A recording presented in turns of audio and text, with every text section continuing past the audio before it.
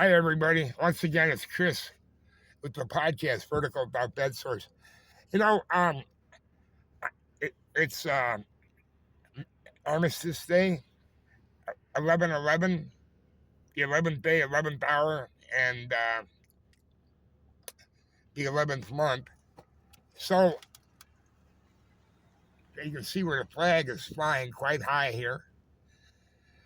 Anyway, the last podcast, I made some kind of statements. Answer when somebody asked me, "Do you ever regret moving up here?" I say, "Absolutely not." Do you like the place? I said, "Yeah, I like the no crime, and I like the wildlife, and I like the weather here. Beautifully cool summers and beautiful falls." And I also said, "But if you're looking for fellowship, don't come here because people shun outsiders." And I think that's pretty becoming more and more the thing with politics and the blue states and red states. There were nice uh, red states, conservative states, and they have been invaded by not only illegal immigrants, but with escapees from places like Chicago and New York and Minneapolis. So it's been good for the real estate market. Prices up here have doubled, unfortunately. But now I've seen in the last probably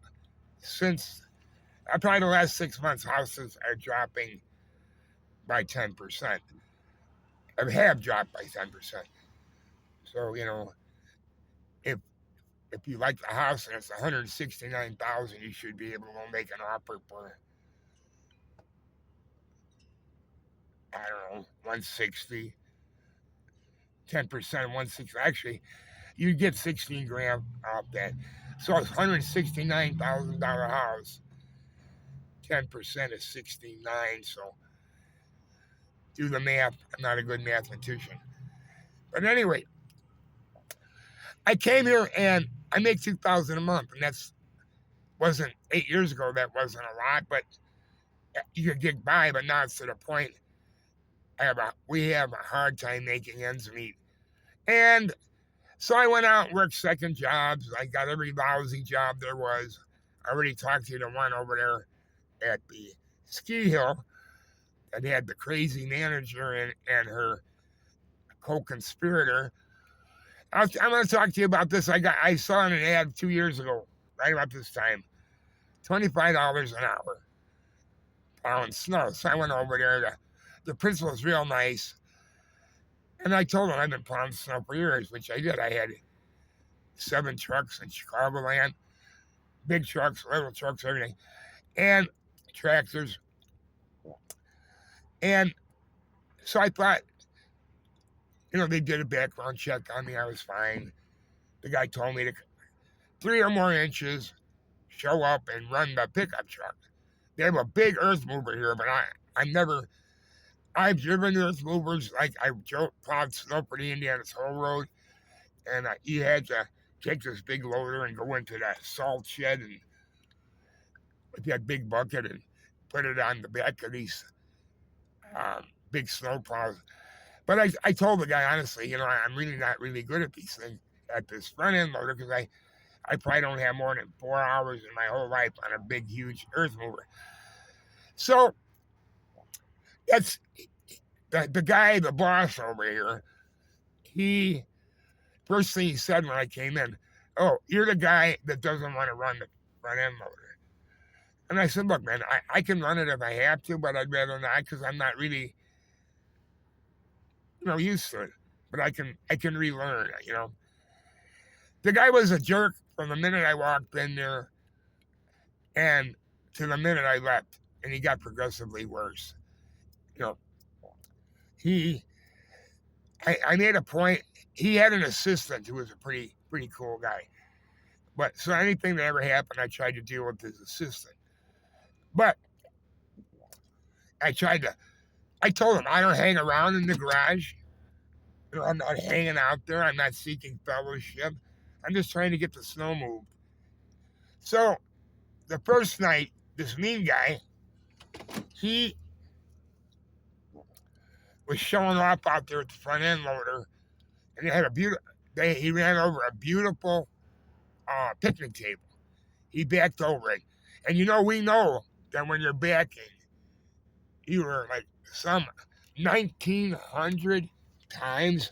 And that was a statistic from the Northwestern Traffic Institute. 1,900 times more likely to have an accident going backwards as opposed to forward. So anyway, he's out there and backing up at, I don't know, 30 miles an hour, 25 miles an hour, and he just crushed the picnic table. And anybody who plows snows, that knows what they're doing, you never back fast. You never, ever back up fast, especially in a place like this. It's got little toddlers running around, kindergarten, first, second, whatever. But you can't see them. And in my opinion, that already proved to me that the guy was an idiot. And boy, did he confirm that suspicion. I got stuck out here one night. They had the other guy with the loader. I got up on the edge of a ramp and I hung up the frame, which is no big deal. That happens. And so I asked the guy if he'd bring the loader over, and he pulled it out with the chain. Well, he has to go. He was buddies with this unreasonable manager. Once again, and he went and reported me, and the guy made a big deal because I didn't call him at 3 o'clock in the morning and tell him that I got the truck stuck. Why would I call him if I got the guy right here that can pull me out? So, no matter what I did was nothing right. Long list of grievances. A lot of scandalous accusations. He said I was cheating the paymaster. I used to come 15 minutes early so I could take a bath, or I could take a bathroom break and go to the bathroom, buy a pop or something. So I'd come 15 minutes early, and I was pretty much by myself most of the time. And then I worked an extra 4 hours I wasn't even aware of until I found the notebook that I had stuffed between the seat. So I basically gave those guys 4 to 5 hours worth of free work. And this guy is telling me how I'm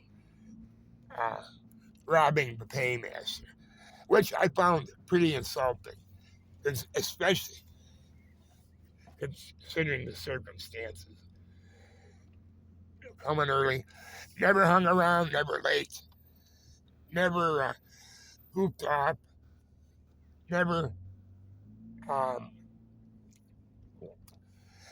One of the other accusations he said was I had to drive and do another property and another school. And he said I disappeared. I didn't disappear. That was part of my responsibilities. Then he said that somebody saw me plowing private property. Well, you know what? I never plowed private property. I'm not going to leave 5 feet of snow in front of somebody's driveway, and I am going to go back and clean it up and just shovel it to the side, plow it to the side. But never did anybody's private property, and never came late, blah, blah, blah. Got stuck 3 times total. The first 2 times I could get myself out, but then the second one, first 2 times, the third one I hung the frame up. Then they put me out in this parking lot in the middle of nowhere at this satellite school. And I couldn't even get out of the truck. You had to crawl in and out of the window. There was 4 to 5 feet of drifted snow. And I'm out there, but tremendous vibration. Well, they got some of these California fancy lights for the snowplow. You don't put plastic California lights on a snowplow that you're going to be plowing this kind of going through 5 and 6 feet of snow. You got to bust through. They have a V blades, and when you pivot the V blades into a V, and there are big drifts, that's what it's made for. But you can't, you know, keep your foot barely on the accelerator. The first move is the first pass you got to break through all this snow, and then so he said he asked me, how did you break those snowball lights or snowplow lights? And I said there was so much vibration, they broke at the mount. A plastic mount into a metal mount is not a good deal. So after the third time, I'm the kind of guy, I try to be a live and let live kind of guy. Everybody's entitled to a bad day.